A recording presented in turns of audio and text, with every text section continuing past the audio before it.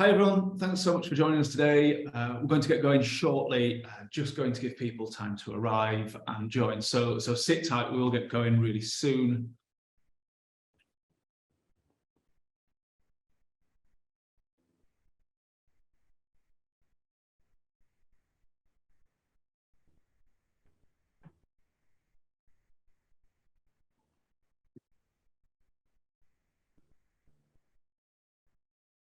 You joining now. So hi everyone that's joined us already. We're going to be starting the webinar very shortly. We're just going to wait for a few final attendees to arrive and then we will get underway.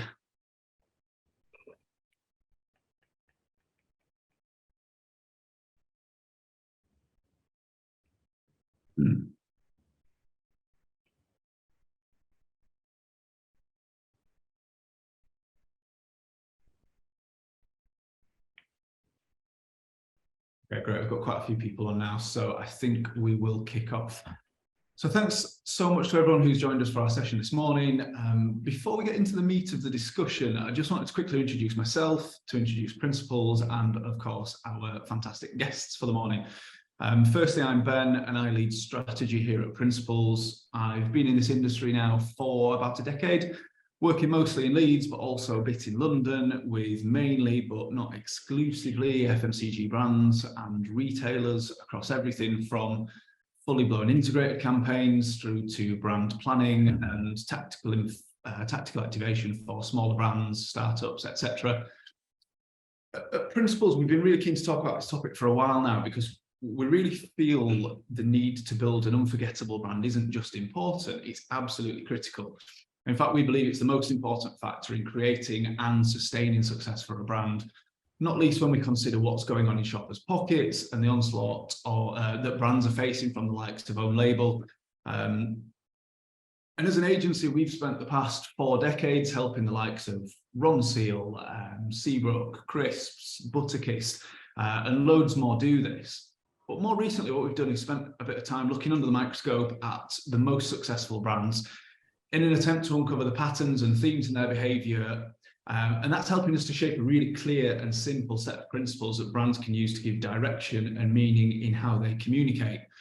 So to help with this, over the past couple of months, I've been interviewing marketing leaders to get their views and insights on this topic. And after I've had some really, really interesting conversations, we were really excited to start sharing the outputs and introduce a free surgery session to brands to really understand where they could be missing the mark and where we could perhaps help by applying those principles and help them both become and maintain being an unforgettable brand.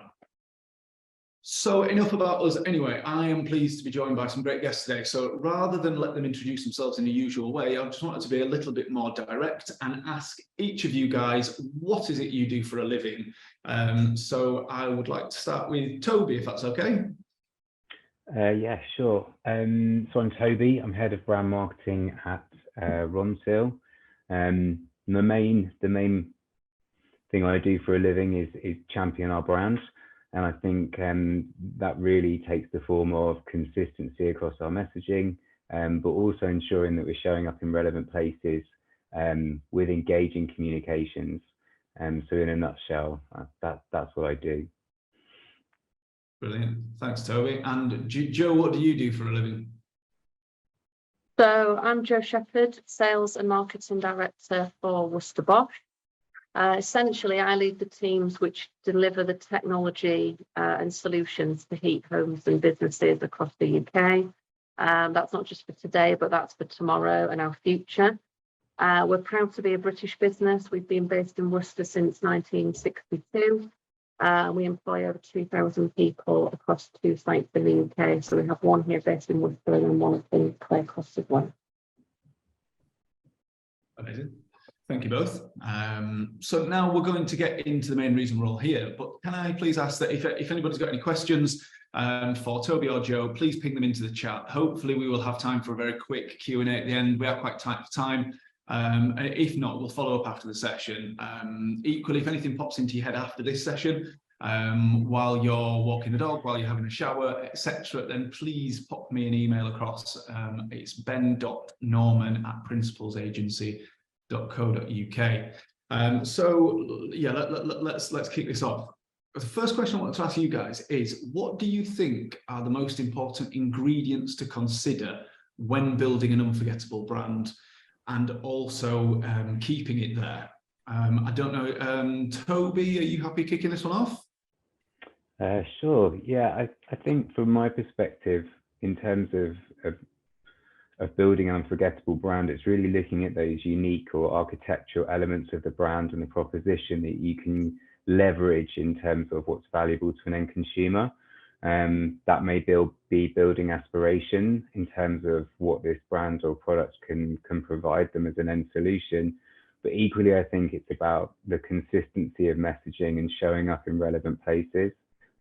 Probably none more so important than when the market is quite dense at present, and obviously consumers are potentially thinking about their pockets ahead of the brands and products that they would aspire to own. So I think it's really about A, driving value, but B, really presenting aspiration, and being really consistent with it. Brilliant, thanks, Toby. Joe, what would you consider as being those most important ingredients if you're going to build an unforgettable brand? Then I guess I'll also ask you guys, what do you think is the difference between the ingredients to build an unforgettable brand in the first place and also keep it there? So for me, first and foremost, it's about knowing your customer. It's identifying your target audience. So it's doing your homework, understanding proper segmentation, and really sort of getting to grips with who those key customers are for you, and understanding how to connect with them. So it's about winning hearts and minds, because at the end of the day, a fancy marketing campaign isn't really going to win the day. It's going to be about winning hearts and minds.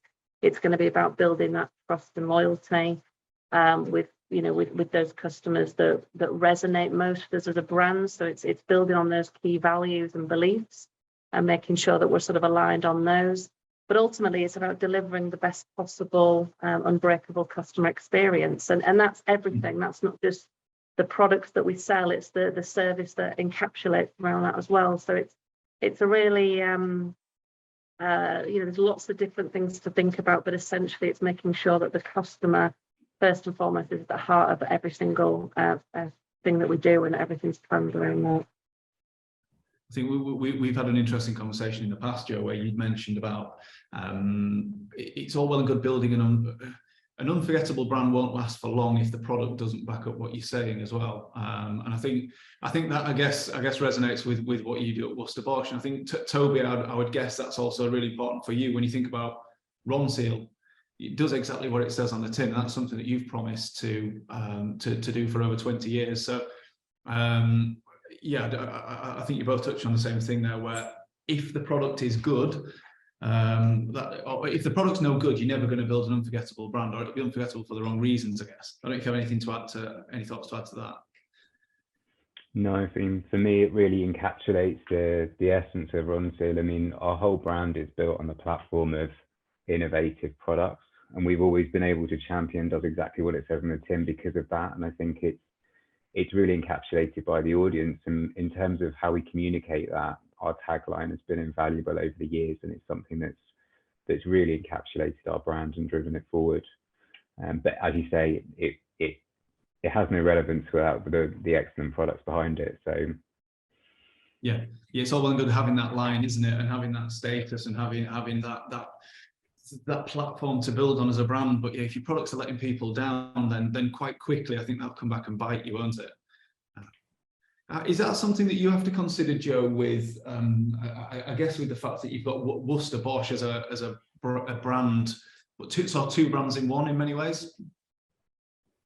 Yeah, it's interesting. So, and we've done quite a bit of research on this, but Worcester itself, it's synonymous with the invention and the pioneering of the combi boiler. So people associate Worcester with that, there's expertise when it comes to the gas boilers, traditional gas and oil boilers. Whereas the likes of Bosch, for example, they're associated with more sort of electrification, innovators in terms of, developing and being forward thinking. So I thought actually the combination of both the brands together is vital, and it gives us that sort of strength from both sides, particularly from our perspective as we move into a future where And it's interesting hearing what Tobie said about your purpose. Our purpose is to make home comfort green. So, the expertise of Worcester plus the expertise of Bosch should really help to sort of move us forward in that. And making sure that, again, as I said, we're putting the customer at the heart of everything we do, and we're innovating and constantly sort of striving to develop that multi-tech future. But first and foremost, making sure that we're doing that in an ethical and a very green way, and we're being considerate for the environment and contributing to net zero. Yeah, I think interesting you touched on the point there about sustainability and looking after the environment, and it's something that obviously gets talked on a hell of a lot at the minute. Are you guys seeing that translate into changes in shopper behaviour? Are you seeing a real impact now on the decisions that people are making, or do you think it's still something that is a bit of a nice to have? I think, oh, sorry, Joe, go ahead. So from my perspective, it's an interesting one. We've done some research on, what customers think. And for us, obviously, there's lots of different types of customers. So if we take our merchant customers, they are becoming much more aware of, having an ESG agenda. So making sure that they're working with suppliers who are doing business in an ethical way. They're looking at the environmental credentials, they're, having a diverse workforce and so on. So merchants are very keen on it, and it's something that we are keen on as a business. If you sort of go down to the installer level, and again, it sort of depends on the size of businesses that we're dealing with, but some installers in the one-man, van sort of scenario, they might not necessarily be as interested or not necessarily as interested, but as hot on the topic of sustainability as perhaps some of the bigger installer customers. And then I think when you get right down to the end user and you start to look at the consumer, I think consumers are very aware of it. But from our business perspective, there's a lot of confusion out there at the moment, with, what sort of heating system do I have for my home? Will the boiler become, null and void? Should I think about a heat pump? Is my home suitable for a heat pump? So there's certainly a lot of confusion out there. And obviously, we have to be there to hold everybody's hand, be those thought leaders that our customers can trust and turn to, again, whether that's a merchant customer, it's an installer, or it's an end consumer. Right. Thank you, Joe. How about you, Tobie? Are you seeing the impact of sustainability? Are you seeing that impact at shelf?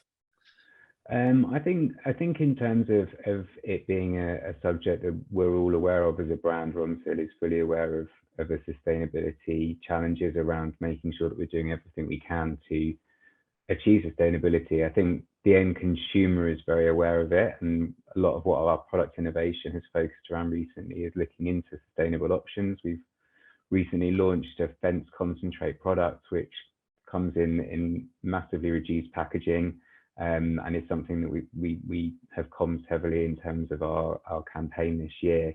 But ultimately, I think it's supporting the consumer in terms of what sustainable decisions to make, because ultimately, I mean, Joe probably gets this quite often. There is this challenge around cost of living, and then also the sustainability angle. And I think for a lot of consumers, it's something that they have conflicting views on. And obviously, there is a mind over heart matter within this. So I think it really is about supporting the consumer and providing them with the education around how to be sustainable in their choices, and then giving them the products to select from within that category.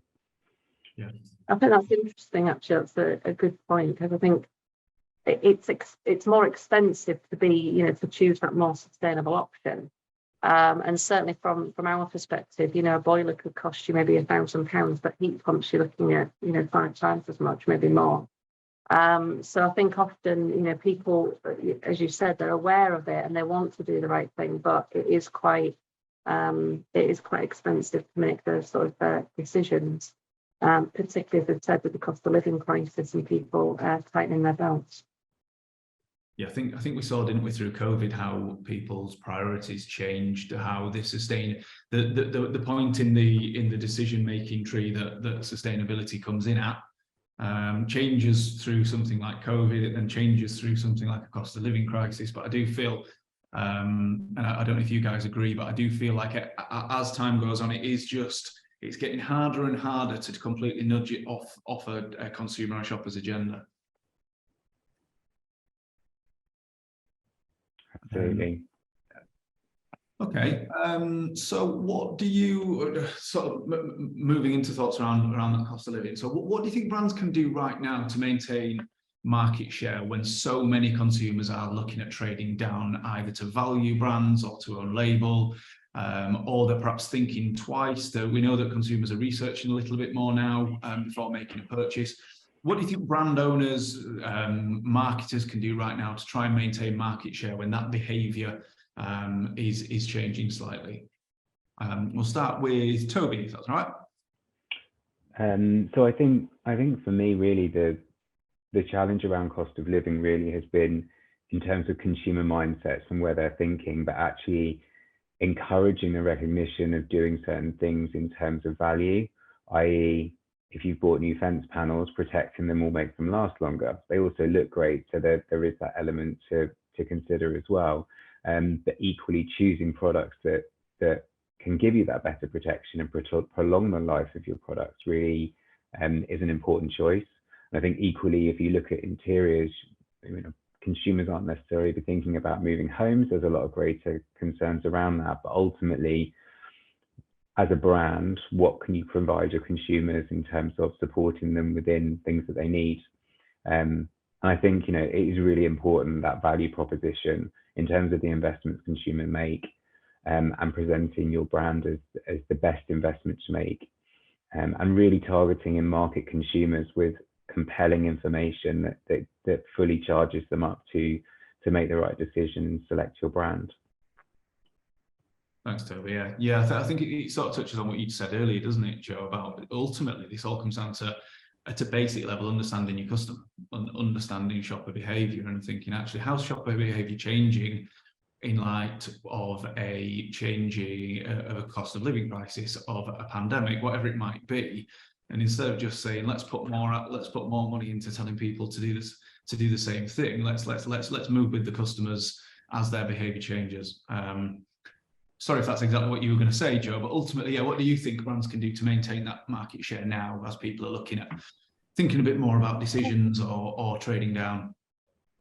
I think for me, it's about remaining, us as a business, it's remaining committed to those core beliefs and values, and making sure that we're still delivering the great products, great service, and we still, as I said, targeting those key customers for us. And connecting with them on an emotional level. I think, in a period of time that we're going through now with the cost of living crisis, there is obviously a danger that people will, go to cheaper brands.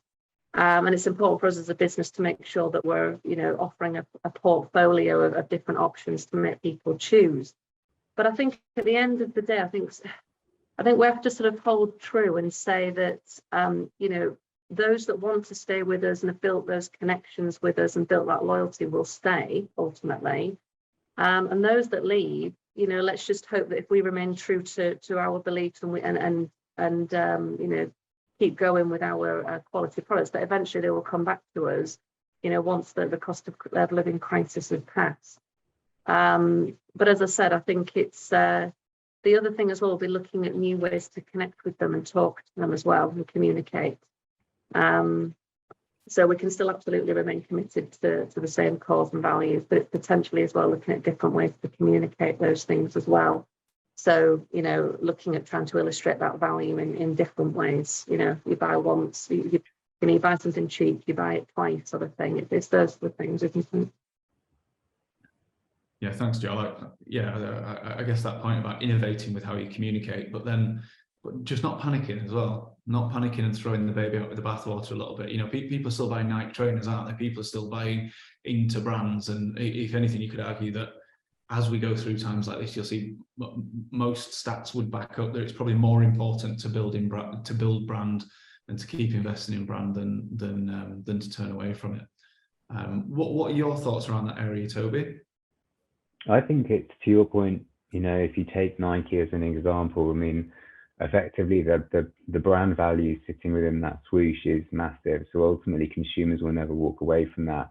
Interestingly though, obviously as soon as you start discounting those products and the market becomes quite swallowed with them, they lose their brand value and are purchased less. And I think you see that a lot with especially clothing and a lot of high street fashion brands. They over-egg the market, chase sales with discounts. And I think, as Joe says, it's really important to be confident in the proposition and what you offer.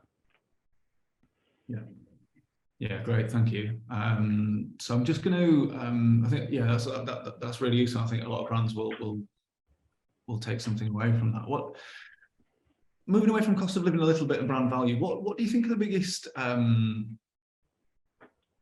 threats facing marketers in the next 12 months? What are you going to do about it? That might come straight back to the cost of living, it might be something else, but yeah, are you doing anything about it? And what do you think the biggest threats are right now? From that perspective, I would say it probably does come back down to the cost of living crisis. You know, as we all know, when times are hard, the first place that budgets get cut within a business is usually marketing.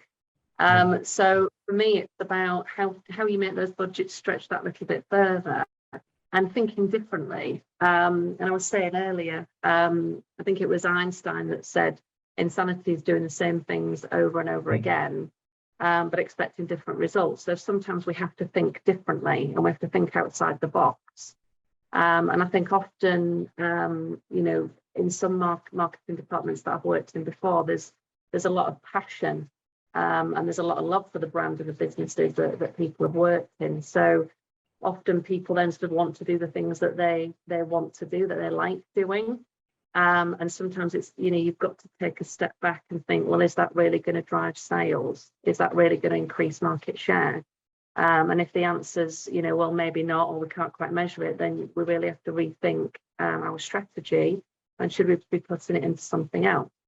And I think something like digital is a great example of that because you can measure it. And there's so many different types of, you know, talk about, you know, how technology and the marketing mix has changed over the last 20 years. Digitalization is a huge part of that. So it's now we've got a lot more channels available to us that we didn't have before, and it's looking at how we can you know, move those mixes around and move budget around to really maximize it and try and think in a different way and connect customers in a different way that makes us stand out from the competitors. Great, yeah. Thanks, Joe. What are your thoughts on that, Tobie? I 100% agree with Joe. Obviously, during times of adversity, it's often tempting to move away from brand building, but ultimately that is a requirement during this time. So really, when you come out the other side, you're in a strong position to obviously regain share, whilst also driving your key propositions and messaging. But to Joe's point, an omni-channel approach is the most sensible way to target it in terms of topping up your brand, but also driving conversion at the end of the funnel. And I think it's a really sensible approach not to put all your eggs in one basket. I've always done television, so I'll always do television, etc. I think it's important to take the ATL approach and really drive that brand element, but focusing again on those digital channels and the insurgence of social media, and ensuring that you're giving your consumers a really streamlined digital journey, whether it's driving them into stores or converting online. It's imperative.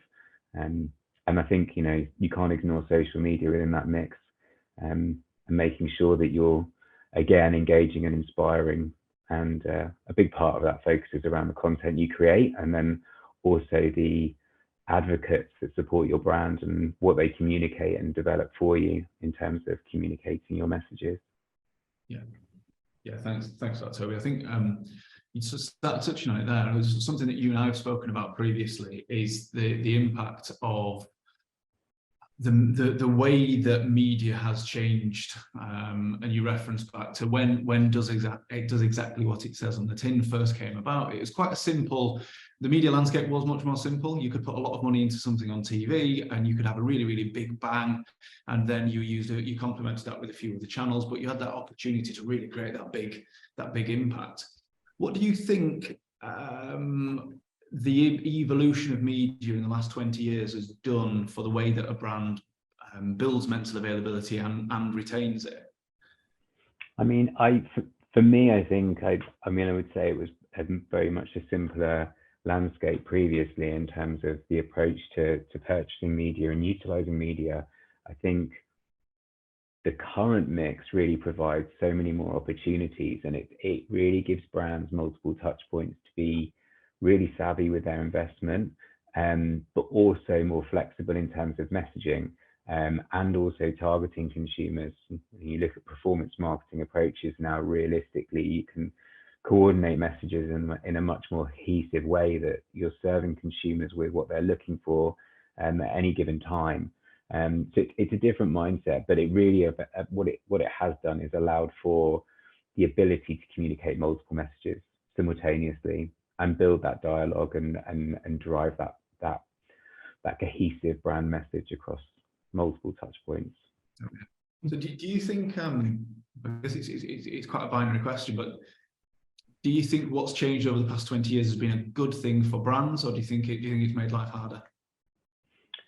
I wouldn't say it's made life harder. I think it's made the marketing approach more challenging, and you can't just create one asset now and put it on one platform and expect it to work. Realistically, consumers aren't just watching television anymore. They're using VOD, they're watching YouTube, and they're subscribing to multiple different platforms. So any one asset has to work so much harder than being just a single format. How will it apply when you use it on a podcast sponsorship, or you can give the same message to YouTubers to create content with?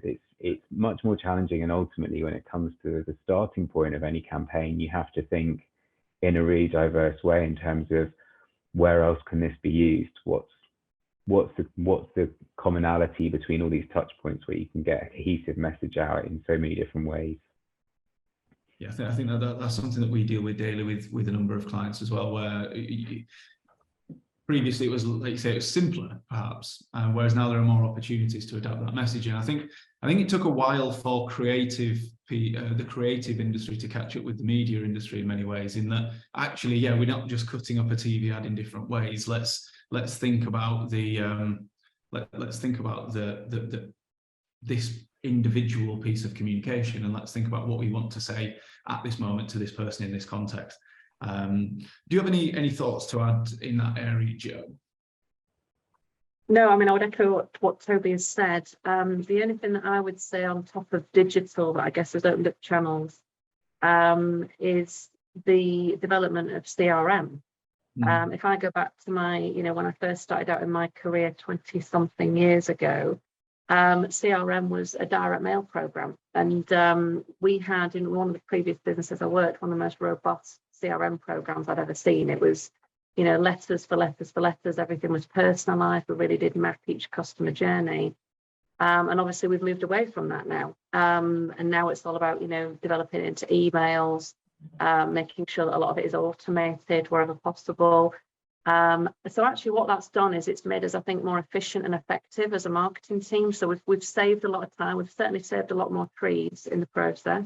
Yes. But having that 360-degree view of the customer, that's something that we would never have had before. So, and again, it all comes back down to digitalization in the basic sense. But certainly the development of CRM and how that has evolved, I think, has really, improved the way that we can communicate to our customers, and it's opened up the possibility for, as I said, connecting emotionally with them, which turns into the building that trust and loyalty, and therefore developing unforgettable brands. Yeah, great. No, that's really good. Thank you. What I want to do, we've not got a whole lot of time left, but I did want to ask one. I think one thing's really important to discuss, which is around the idea of visibility. Visibility is one of the principles that we talk a lot about with brands. It's one of our 4 principles of unforgettable brands.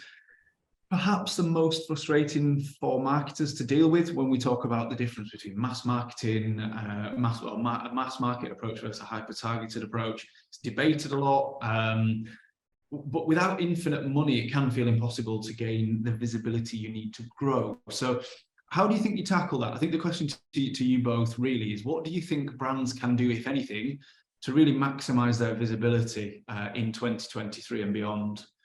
Tobie, do you have any thoughts around that area? I mean, my major suggestion, and I'm repeating myself ultimately, is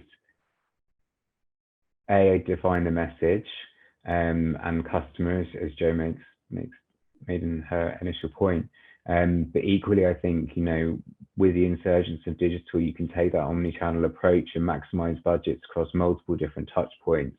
But ultimately, it's about moving things in the direction of what's tracking the biggest success, whether it's reach in terms of hitting the right consumers and communicating your brand, or conversion in terms of driving consumers through the conversion funnel and taking them on that digital journey.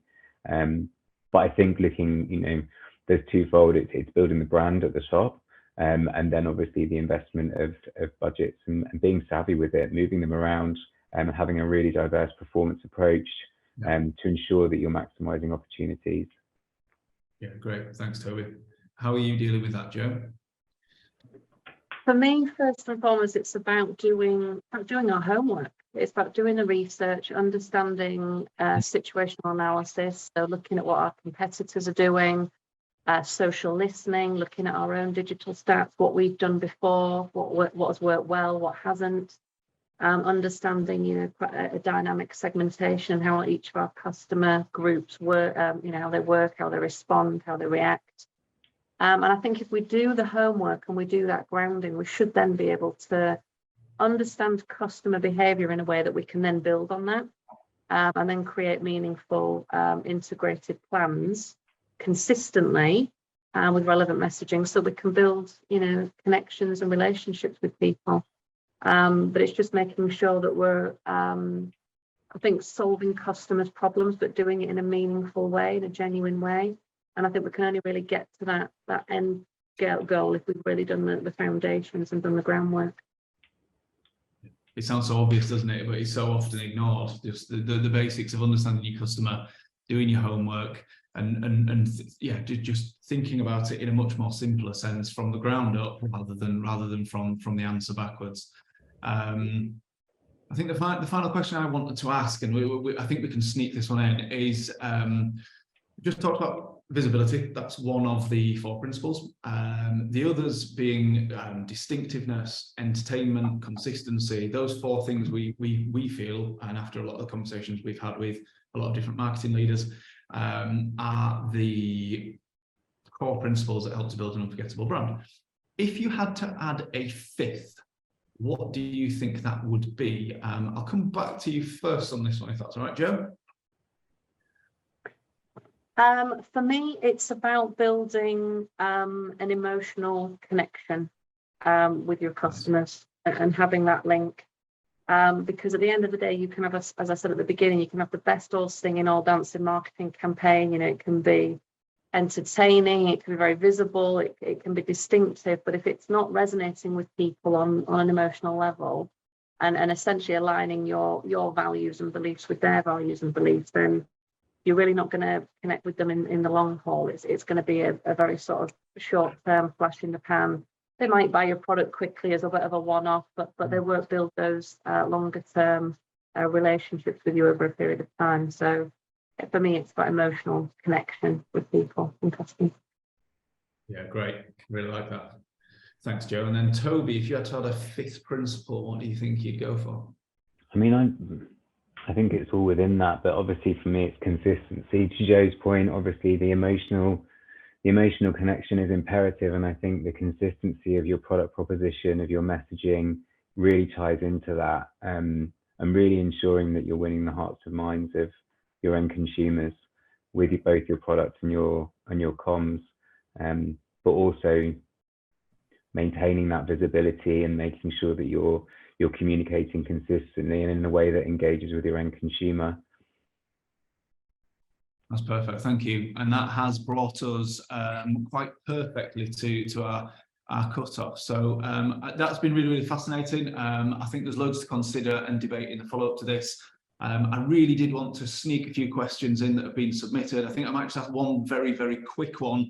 Because there's loads of questions coming in about AI, which everybody seems to ask all the time now. But in a couple of words from either of you, of course, are you are you worried about AI, excited about it? Are you using it? Do you have a plan for it? Or are you just waiting and seeing? Joe, have you got anything on AI? I think at this moment in time, I think for us personally as a business, I don't think we know enough about how it could affect or improve our business at this moment in time. I think what we need to do is review it. We need to have a look. It's funny because we had a bunch of agency pitches the other day for something different, and out of 7 agencies, only 1 came up with AI as a concept within another idea. So I think that's also quite telling that even agencies that are at the forefront of some of this stuff, they're still probably sort of just testing the water a little bit and understanding what it's really all about and how it really can make a difference and affect customers. So I think from our perspective for now, we'll just, we've started thinking about it and we've got an eye on it. But I think we'll wait and see as to how we develop that and use that in the future. Great, and thanks, Joe. How about you, Tobie? I think to Joe's point, all the innovation is fantastic, and obviously for us as a brand, we really champion innovation. But I think until we can find a resource for AI where it actually provides value to the consumer, it's really about identifying the right benefit for the end consumer. Ultimately, I think there will be an element of amazement that there is an AI support available to consumers, but equally the frustration of not being able to speak to somebody that can ultimately help. And we've all been through an initial button bot experience and gotten to the end really just driving forward to speak to a customer service rep. And I think until there is that sophisticated approach to AI that really solves all consumer needs, we're yet to really establish where we can use it. Brilliant. Thank you both very much. Now, I would love to stay on here all day and talk about all this sort of stuff, but I know that you guys have got far more important jobs and things to do than chatting to me. So unfortunately, we are out of time. Sorry if anyone has asked questions. We only got to ask one quick one there at the end, but please do email me, send over any further questions. We'll also follow up with a few of you who've dropped messages in the chat. I just wanted to extend a really, first of all, a thank you for you all for attending. Thank you for listening, but also a massive thank you to Tobie and Joe. It's really, really generous of you to take time out of your day to do this. You've been fantastic, and hopefully everyone's found the session interesting, useful. Please follow up if you did find it interesting. If you've got any questions that you'd like following up on, if you equally would like a free surgery session to discuss how we could help your brand by deploying these principles of unforgettable brands, then we will do. But yeah, that is all for now. Thank you all very much. Thank you, Ben. Cheers, guys. Thanks, Ben. Joe. Thanks, Tobie.